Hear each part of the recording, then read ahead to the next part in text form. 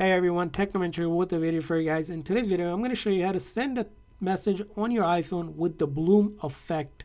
So let's get started. So this is a feature that's available with starting on iOS 18 or newer. So if you haven't updated your phone, you need to update to iOS 18 or later. Once you updated your iPhone to iOS 18 or later version, you're going to go ahead and open the Messages app and then go ahead and find a contact that you like to send a message with that bloom special effect. So I'm going to select a contact here.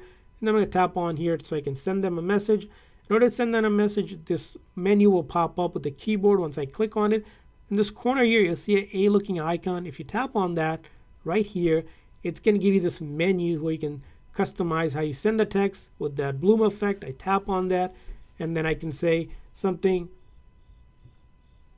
like this, right? And then it will give that special bloom effect, and I can go ahead and hit send. And when they get that message, they'll see that bloom effect on that text message that you have sent.